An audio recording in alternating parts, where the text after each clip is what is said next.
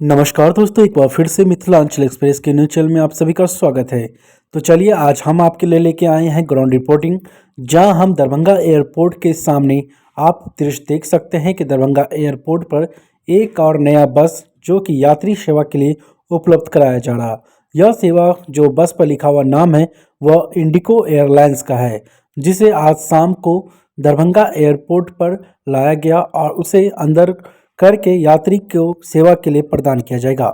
दोस्तों, आप समझ सकते हैं इससे कि भली भांति किस तरीके से दरभंगा एयरपोर्ट पर सुविधाओं को बढ़ाया जा रहा, क्योंकि जिस तरीके से दरभंगा एयरपोर्ट पर यात्रियों के डिमांड बढ़ते जा रहे हैं, उसी तरीके से दरभंगा एयरपोर्ट पर संसाधनों का साधन आसान किया जा रहा।